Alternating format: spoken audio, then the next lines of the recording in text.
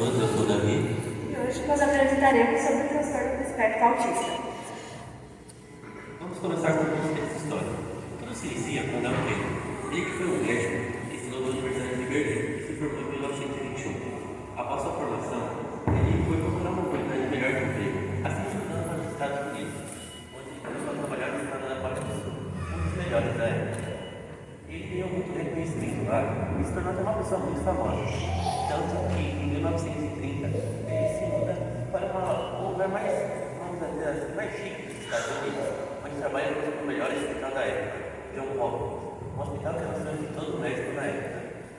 E lá ele abre a primeira aula de psiquiatria infantil, onde foi um grande marco na medicina, pois muitas pessoas tinham grandes preconceitos com crianças passando de psicólogo, pois eles afirmavam que era inadmissível que uma criança passasse pelo psicólogo, pois ela não tinha problema algum na sua vida para se consultar com ele. Mas mesmo em meio a tantas críticas, ele resolveu continuar, o que deu muito certo, pois mesmo batendo muitos pais que tinham esse grande preconceito, resolveram levar seus filhos até lá e após as consultas, eles puderam observar quão bem ele fez para seus filhos.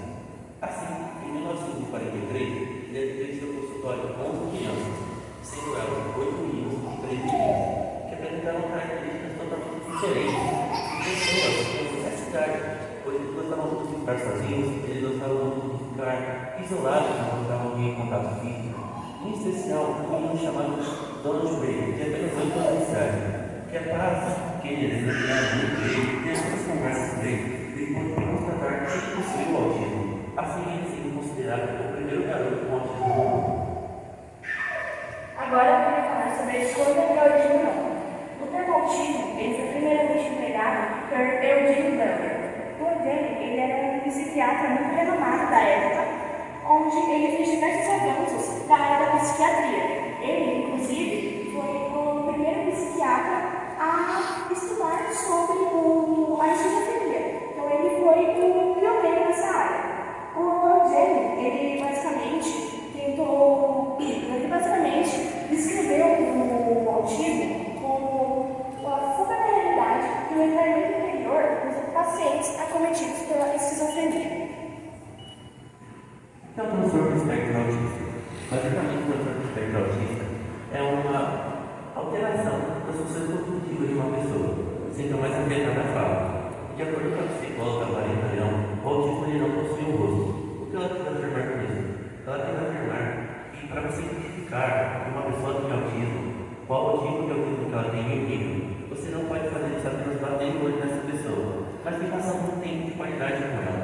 Não de apenas alguns minutos, algumas horas, mas sim de anos, pois para você identificar ao certo ao nível do autismo e qual é, e até mesmo como ajudar essa pessoa, você tem que passar muito tempo com ela.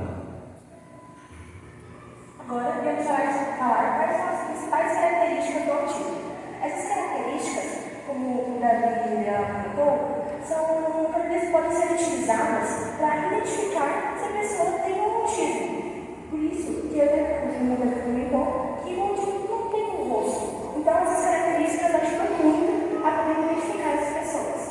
A primeira característica seria que essas pessoas têm uma grande dificuldade em interagir socialmente. Ou seja, elas vão ter essa dificuldade de poder conversar com as outras pessoas, em estar em ambientes públicos, ou até mesmo manter um contato visual com outras pessoas durante uma conversa. Elas também vão ter essa dificuldade na parte da comunicação, onde elas não conseguem manter muito bem uma conversa com outras pessoas. Elas também vão ter muitas alterações comportamentais, como por exemplo manias, vão ter um apego excessivo a rotinas. Então, se por exemplo, durante essa rotina diária que esse autista está passando, alguma coisa diferente acontecer, isso pode ser um grande problema para ele. Também elas podem ter ações repetitivas, também um interesse muito intenso em algum assunto específico, como por exemplo em um livro ou em algum personagem, além de ter essa grande dificuldade na parte da imaginação. Elas também podem apresentar grande dificuldade em compreender os sentimentos, pois para os autistas, todos os sentimentos são iguais, mesmo que a floração dos sentimentos seja muito maior que o humano. Também eles podem não mostrar de afeto, principalmente de carinho, mesmo que seja de mãe, de pai ou até mesmo de uma pessoa que cuida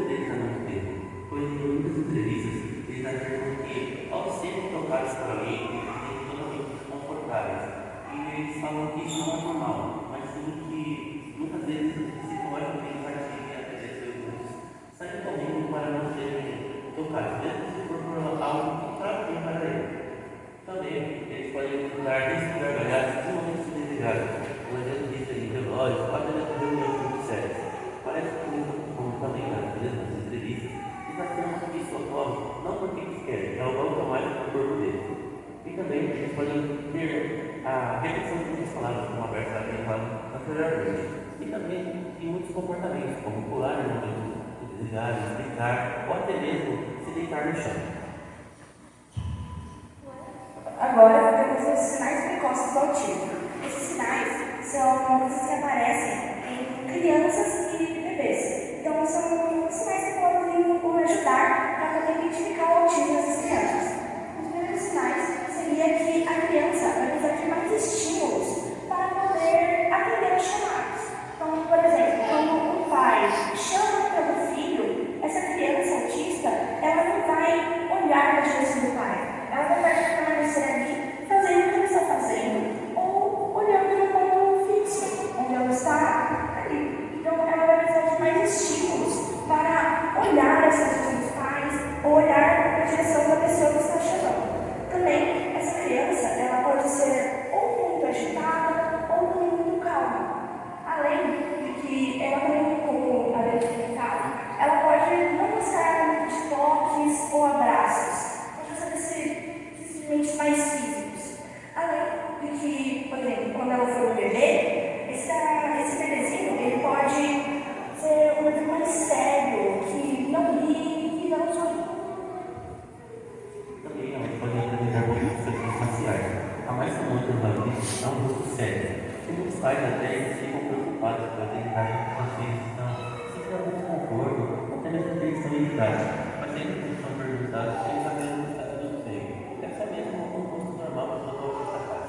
Também eles podem ter a dificuldade de compartilhar os objetos, mas eles não entendem o ato do compartilhamento. Para eles, quando alguém pega algo de alguém, mesmo que o grupo ele nunca vai perder com ele esse objeto. Ele vai sempre entender que isso fosse um pouco. Também eles podem ter déficits de interesses sociais. Eles têm muita dificuldade. Não sabe lidar com como nós estamos agora. Muitas pessoas barulho, eles realmente não gostam disso. Em muitas entrevistas, eles falam que eles são confortáveis e como se fosse adultos entrando no seu ouvido. Também eles podem apresentar muitos movimentos repetitivos. Até mesmo movimentos que são desconfortáveis, para ter não serem movimentos de segurança.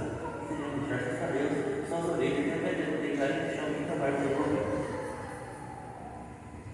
Agora, vamos falar dos níveis de transtorno do espectro autista. Esses níveis são divididos em três, onde vão do mais leve até o mais grave. O nível 1, que seria o nível mais leve, seria que a criança ela vai apresentar uma dificuldade para poder iniciar as relações sociais. Então, ela não vai ter essa maior dificuldade para poder, por exemplo, interagir com os coleguinhas que estão em volta dela. Ela também vai ter muito interesse em poder interagir mesmo com outras pessoas. Além de que ela vai poder apresentar respostas atípicas, além de ensino sucesso nos aplicativos sociais. No nível 2 do nível médio, ela já apresenta uma maior dificuldade na fala, pois o nível do afeto da sua fala é extremamente maior, é 50% maior que uma criança nível 1. Também elas podem apresentar crise de ansiedade, por isso que muitas delas se consultam diariamente com psicólogos, terapeutas, e elas se sentem mais seguras ao se consultarem com eles, o que adianta bastante, pois a evolução delas após a passagem por esse profissional é extremamente grande, principalmente em sua fala. Agora temos o nível 3, que é esse nível mais grave. Esse nível exige déficits muito maiores na parte de comunicação verbal e não verbal. Essa pessoa ela vai ter grandes dificuldades, principalmente nessas partes mais verbal, a gente tem grandes dificuldades notórias que, principalmente para iniciar a interação social. Ela vai ter essa extrema dificuldade, como eu havia comentado, na parte de rotinas, ou quando houve alguma mudança extrema na vida dela. Além de que ela vai ter muito mais comportamentos repetitivos. Agora vamos falar dos aspectos autistas. O primeiro deles é a síndrome crianças. A mais conhecida, pois ela é o nível mais baixo do autismo. Nessa cifra, as pessoas ainda elas conseguem estar em ambientes de como nós, muitas pessoas, com muito barulho, elas já conseguem dizer muito bem os locais. Claramente, elas não conseguem ficar tanto tempo, mas em comparação aos outros níveis, elas conseguem fazer isso muito bem. E também elas se destacam muito, porque elas realmente têm um nível de inteligência muito alto, porque elas se interessam muito. Mas ele disse, a demonstração da série de muito alta. Onde o personagem principal do color, ele é muito inteligente e uma relação cirurgiana em relação a qualquer tipo de medicina. Agora temos o transtorno de desenvolvimento. Essa seria uma fase intermediária, onde o transtorno invasivo ele não é tão grave quanto o transtorno autista, mas ele já é mais grave do que a síndrome de Asperger. Ela vai ter uma quantidade menor de comportamentos repetitivos, mas ela vai ter uma dificuldade maior na parte da fala. Além de que na parte da fala e também nas suas próprias competências linguísticas. O transtorno autista, ele é o nível mais alto. Ele é muito rápido de acontecer, mas quando ele acontece, principalmente em adultos, eles podem desenvolver várias crises de ansiedade, várias crises agressivas. Por isso que a partir desse nível, muitos deles têm consultas, vamos dizer assim, por vários períodos com profissionais, principalmente com terapeutas, pois muitos deles podem ser muito estressados, até pela simples do seu dia, como acordar, como resolver uma lição de casa, ou até mesmo com o convívio com a sua família. Agora temos o transtorno integrativo da infância, onde essa seria uma fase mais grave, principalmente na parte das crianças. Essa síndrome ela é menos comum, mas ela acontece. Basicamente, a criança ela vai se desenvolvendo, mas a partir dos 2 aos 4 anos de idade, ela começa a perder tudo que ela acabou se desenvolvendo, em partes linguísticas, sociais e até mesmo intelectuais, sem ela conseguir se desenvolver ou recuperar elas. Agora eu vou falar algumas orientações para o convívio com o autismo. A primeira delas é ser gentil, pois um ditado popular diz: gentileza é gentileza. Se você for gentil com o autista, ele vai entender que você quer apenas ajudá-lo e vai entender que o dever dele é ser paciente com você e entender que você está se esforçando para tentar ajudá-lo. Também ser paciente, pois o tratamento com o autista é algo que leva realmente muito tempo e é muito difícil, pois até ele entender que você quer o ajudar, você entender o que ele quer, como ele quer ser tratado, realmente leva muito tempo. Também tem que ser compreensivo e também tem muita correlação com a parte do poder de espaço, porque você compreender que o autista quer, e compreender os momentos que ele quer estar sozinho, compreender que ele quer o seu espaço, é algo de extrema importância. Até mesmo você não estressa ele, pois quando o autista fica estressado, ele pode perder muita confiança no que está cuidando dele. Também expressar o desconforto por delicadeza, pois os autistas, como a gente fala anteriormente, eles têm dificuldade de diferenciar os sentimentos, mas eles conseguem, às vezes, diferenciar os sentimentos. E dependendo da forma que você se expressar com ele pode perder totalmente confiança em você. E também aprender sobre o autismo, porque conhecimento base em tudo. Mesmo que você queira tratar com o autista, por amor ou sair sem conhecimento, fica algo muito complicado, mas é possível. Mas tem que sempre procurar aprender sobre, porque o conhecimento é a base de tudo. Agora temos os direitos dos autistas. Atualmente existem diversas leis que garantem os direitos para os autistas.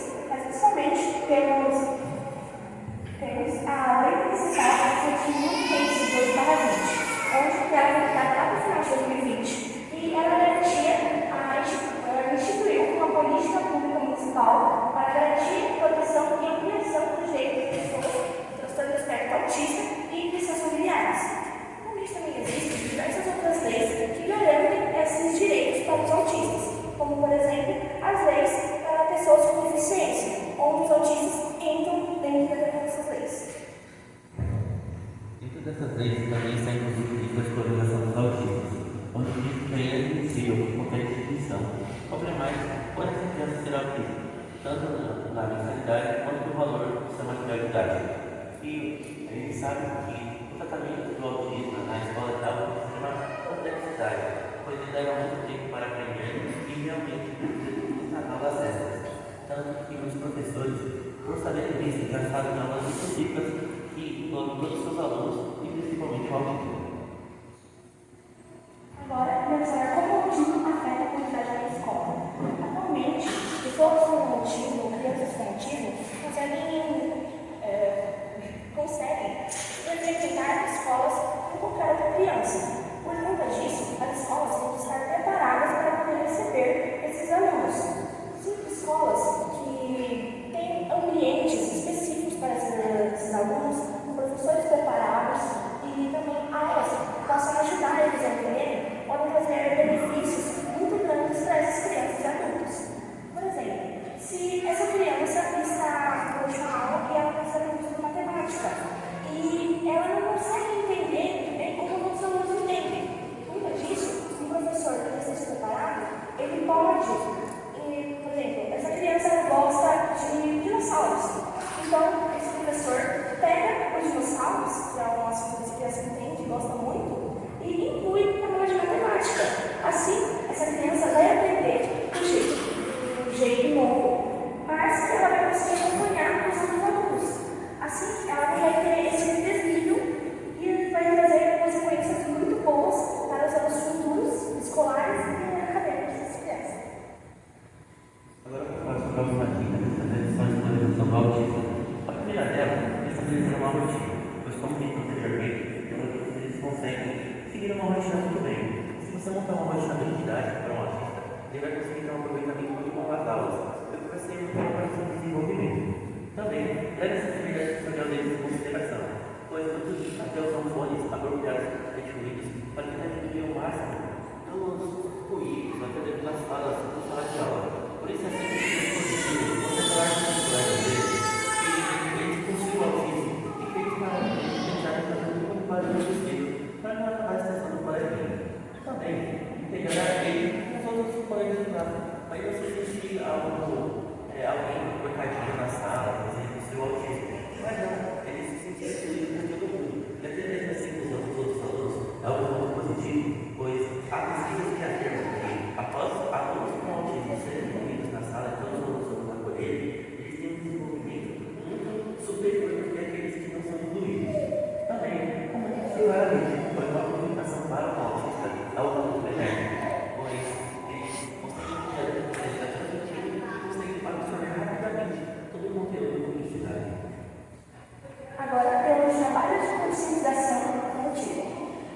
Atualmente, existe o dia 2 de abril, que seria o Dia da Conscientização do Transtorno do Espectro do Autismo. Nesse dia, diversas instituições, ou mesmo organizações ou grupos de pessoas, se juntam para fazer esse trabalho de conscientização pelo autismo.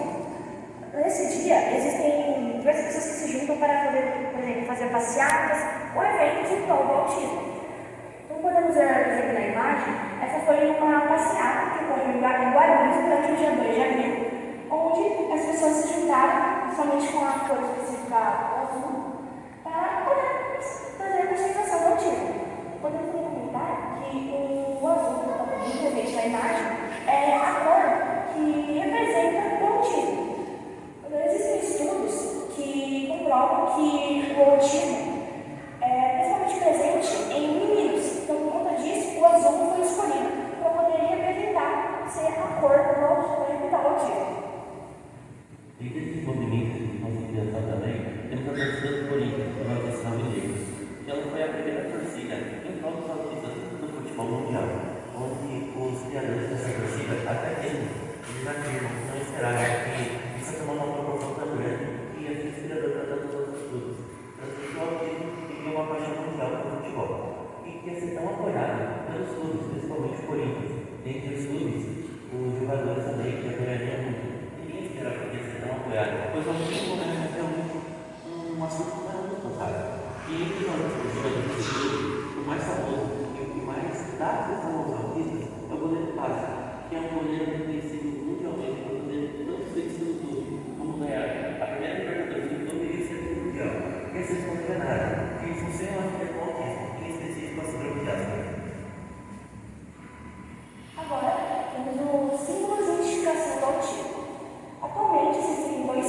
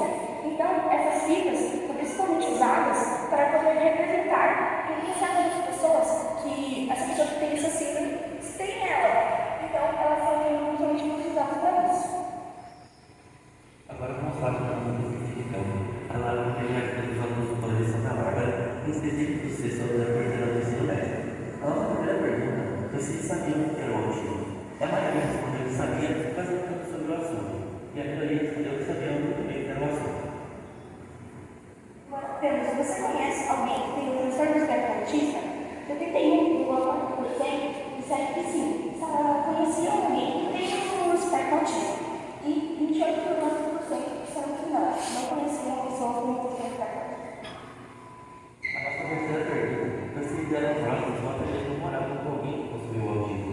E a grande maioria falou que não, e a minoria falou que sim. A quarta pergunta: você saberia conviver com uma pessoa autista? Podemos dizer que a maioria disse que talvez saberia conviver e que a 28,6% disseram que sim, saberia conviver com uma pessoa com espectro autista. A nossa quinta e última pergunta é algo bem positivo, pois nós perguntamos se isso é muito importante que todos sabemos conviver com uma pessoa autista, e 100% delas responderam que sim. Agora, para finalizarmos, temos um trecho do livro Passarinho, de Peter Sky. Esse livro conta a história de uma garotinha que tem a síndrome de Asperger. Essa garotinha, ela acabou passando por uma fase muito complicada da vida dela, onde ela acabou perdendo um irmão. Por conta disso, ela tem que ir vivendo e entendendo sobre a perda do irmão, sobre por que as pessoas em volta dela sentem tanta dó dela, porque, por exemplo, o pai dela não deixa mais ela entrar no quarto do irmão, onde ela percebe que era um local muito seguro para ela, que ela se sentia bem estando lá. Então, essa garotinha tem que ir vivendo e começando a entender sobre o mundo em volta dela. Então, para o trecho, os olhos são a janela da alma, diz o Sr. Walters. Quando você olha dentro dos olhos de alguém, pode ver muito sobre a pessoa. Então, esse foi o nosso trabalho. Espero que vocês possam ter adquirido muito mais conhecimento com ele. E quero agradecer principalmente a nossa professora, Cristiane, que nos guiou por toda essa jornada, por nos trazer até aqui. Muito obrigada.